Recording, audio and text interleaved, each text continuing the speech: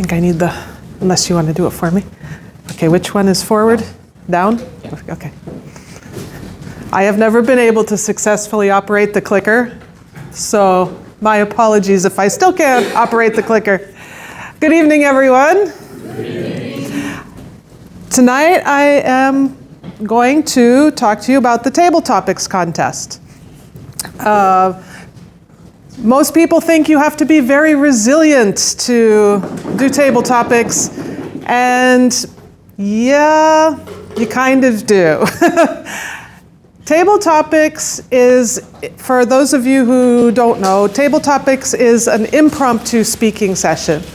And at the contest, what happens is there's a selection of envelopes. The chief judge chooses an envelope that has a topic in it, so nobody knows which topic they've chosen. And then all of the contestants leave the room, and they come back in one at a time, and they're asked the question for the topic. So they're all answering the same one, but they can't hear each other. So actually, the advantage, or what I think is the advantage, the fun part of going first in that contest is you get to hear everybody else's speech. If you come last, you don't know what anybody else said. So it's fun to hear all the different takes on the same question. That's what I like about it. It's a great contest for anyone in the club to do because you don't have to prepare for it. You just do it on the day. You don't have to worry. You don't have to practice. But one thing that you can do is think of some topics beforehand that you might speak on should the topic suit your idea. So maybe think of an incident that happened in your family one time, or something from your school days, or read the newspaper in the morning and find out what some current events are, because that way you might have a few things in your mind depending on the topic that you get. Down. There we go. Very good. Right, so at the contest, you have three main categories that you are judged on for table topics. The first is content. So that is the speech development, opening, body, and closing. One thing that a lot of people forget to do or run out of time to do is give a closing.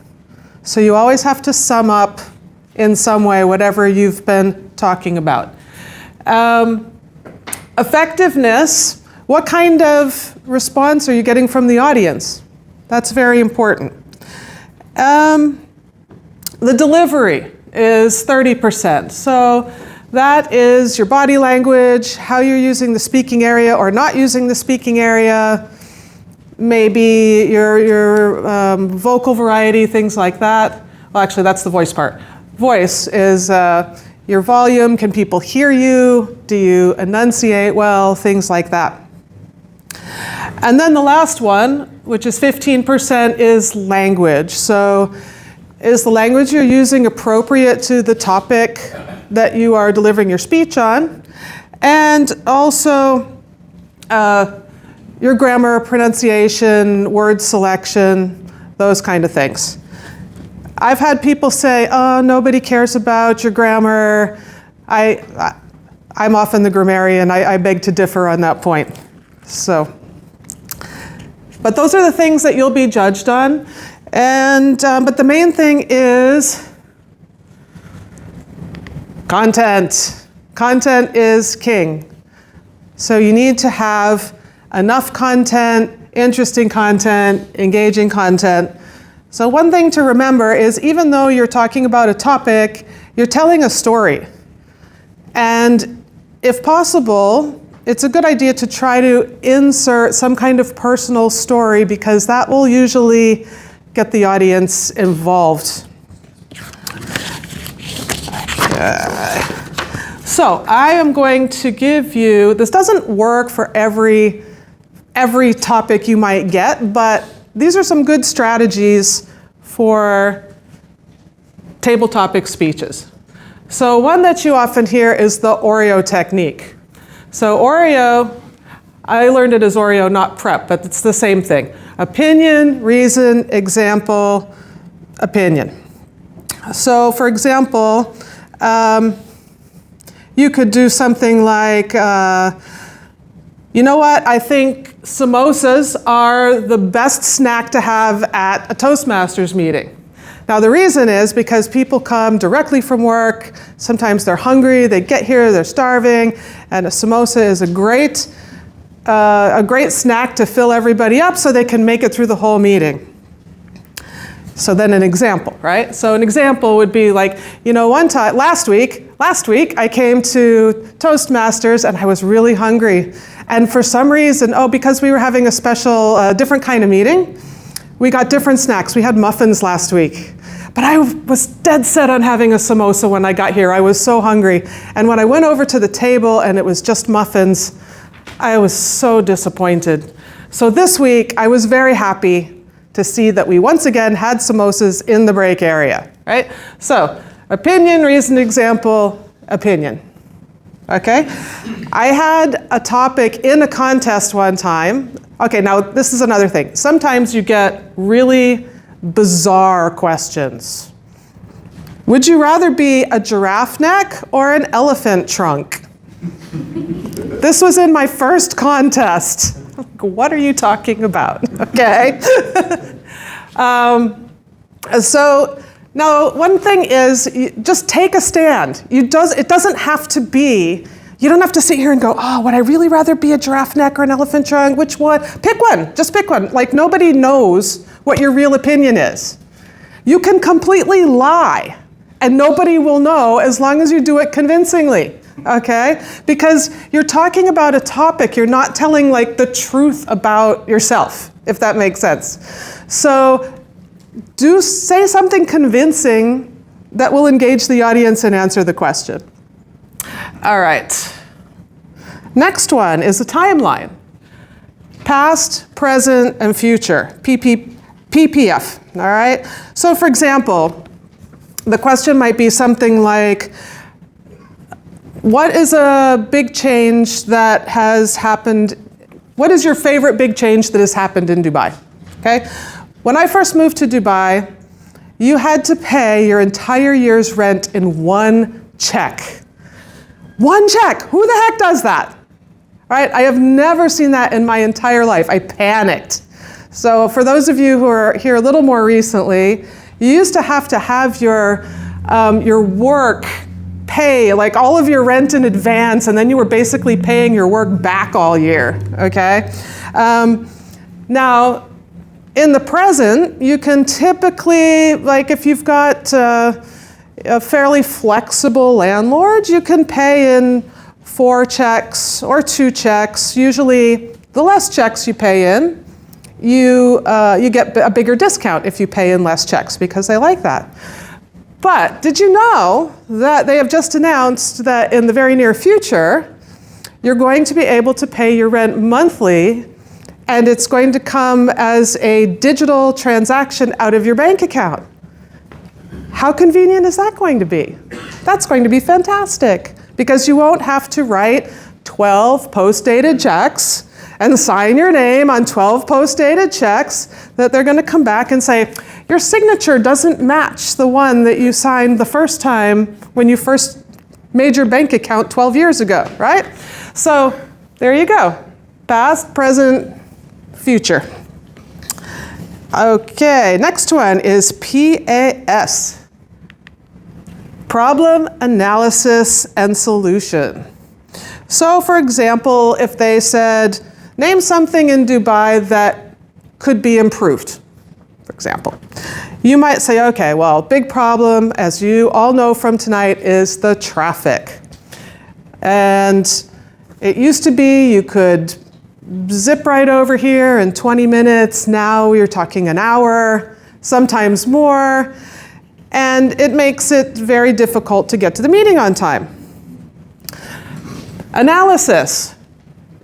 Did you know that recently in the National, they said that traffic in the past year, since this time last year, traffic has increased by 35%, which is why there's so much construction, because they're trying to catch up with this explosion of influx of new people, right?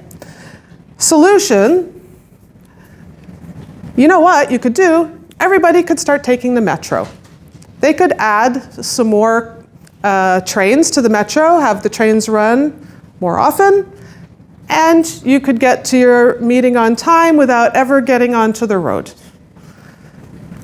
So that would be an example of problem analysis solution, but you still need a conclusion. So you would say something like, therefore, I believe that the solution to our big traffic problem is really for everyone to rely on public transportation rather than driving themselves, right? Okay. Another one. Okay, we're at green already. Haha. Right. EEE, example, example, example. You might have a topic where it's a huge topic and you could endlessly talk about it. There's so many things that you could say. But pick 3 things. Just pick 3 things. You could pick 2 things. If you can't think of 3, pick 2 things. But you still need to have a conclusion as well. All right? So, but the thing is if you can't think of examples quickly, then I wouldn't use this technique because you don't want to be standing there too long and trying to think of things, okay? One example could be is if the question was something like, what is the best pet to have? Right? So you could say, well, I think cats are the best pet to have because they're great for apartment living. You don't have to take them for a walk when it's hot outside. You can leave them in the house while you go on leave and someone just has to come and throw food at them once a day and they're all set, okay? But, you know, some people like dogs because they think dogs make a better companion. Blah, blah, blah, blah, okay? But you know what? I don't have kids, but you could say, like my kids, they want a hamster because they want some little thing that's cute and fuzzy. They can keep it in their room. They can take it to class and show it to their friends, right? So really, the best pet to have is the one that fits your living situation, for example, okay? So that would be the example. The next one is the coin technique. So the coin technique is when you have, you know, kind of 2 sides to an argument, and it's also probably the most tactful one if you don't know your audience well and you don't know how they feel about something, right? So maybe, for example, would be the holidays are the best time of the year. Let's just say that's the topic. So you might say, well, you know what? Some people absolutely love holidays. I'll just say Christmas for sake of argument. So, you know, people just love Christmas. Christmas is the best thing ever. They want to have the tree, they want to have the presents, and they want to have the family over, and, you know, and then you've got the people who just can't stand the holidays. They hate Christmas. It's too much of a hassle. They don't get along with their relatives. They hate making a turkey. What's this with the presents anyway? It's stupid. But, you know what? I think people should just celebrate the holidays in a way that makes them happy. So, in my family, it's not the holidays unless everybody gets there, and if one person's missing, it's not the proper holiday. But really, it's about the spirit of the holiday. So doing this, doing that, this person here, that person there. Since living in Dubai, I've realized that it doesn't matter if you're here, if you're there, who's around, as long as you have people that you can enjoy the time with and have a great day. Right? So you've got 2 sides, you go the middle ground, and generally everybody's happy, okay? Now the last one is the surprise, the secret approach, or the devil's advocate approach, all right?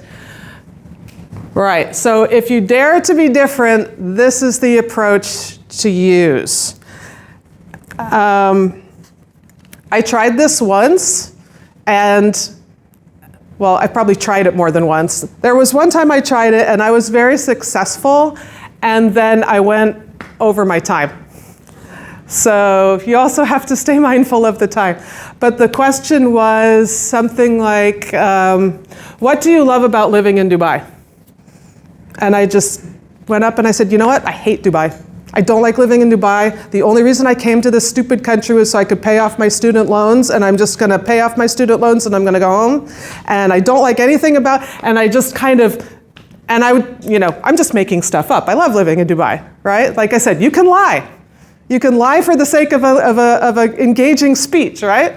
So, and I could see everybody was like, oh my God, she's saying she hates Dubai. What are we gonna do? Right? And then I went over my time. But you can do something like that, and it will almost guaranteed be different from what everybody else has said before you. So if you can quickly think of something that's maybe the opposite of what you think everybody else answered, a lot of times you can really get the audience and get the judges involved. All right? Okay. All right, so you don't have to tell the truth. Right, another thing, well, actually, let me do this. Let me do this here. Right, so tips and tricks.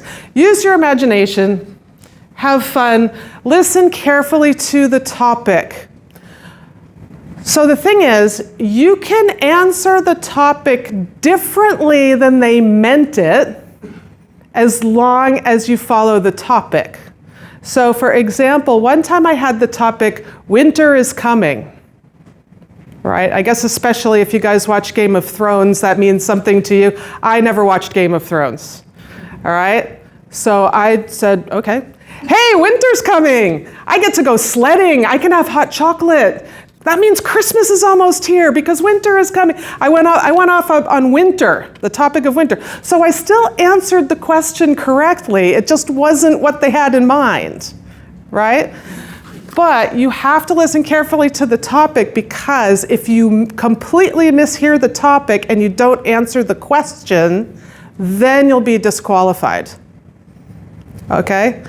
So if you just completely mishear the question, you'll be disqualified. So you can answer it differently, but don't answer a different question, all right?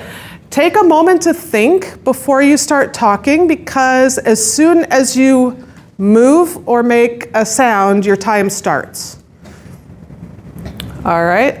But really, just take a minute to gather your thoughts. For me, the thing that helps me the most is I try to think of a personal story.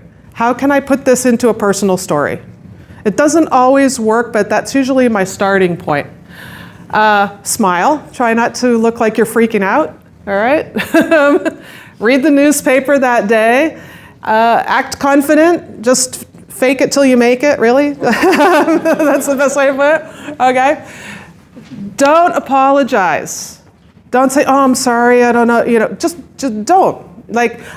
It's your story, it's your idea. Nobody knows what you were going to say. You didn't even know what you were going to say. It's a spontaneous speech, right? So there's really nothing to apologize about.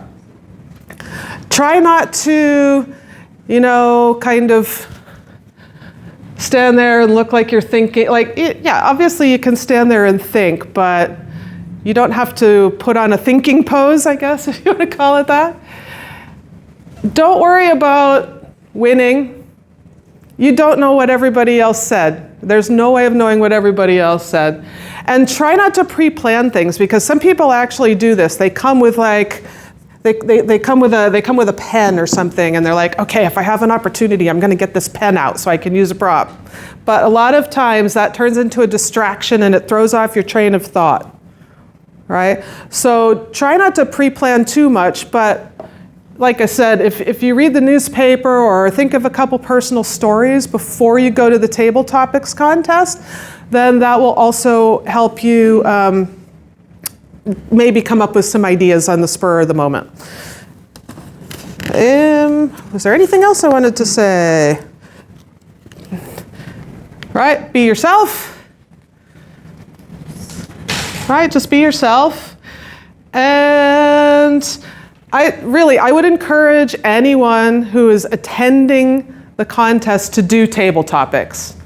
Like I said, there's no prep. You just get up, do your best, and hope your speech was a little bit different than everybody else's, right? But it's a fun contest. It's really a fun contest, and I think everybody should participate. And thank you. And this was actually updated from a very long ago PowerPoint from Hashim Halim, who's one of our speech champions. And so I also need to thank him for his information. But anyway, thank you. I think I made it in time. And the clicker worked. Yay. All right. What an enlightening section. Do you agree with me? Yes.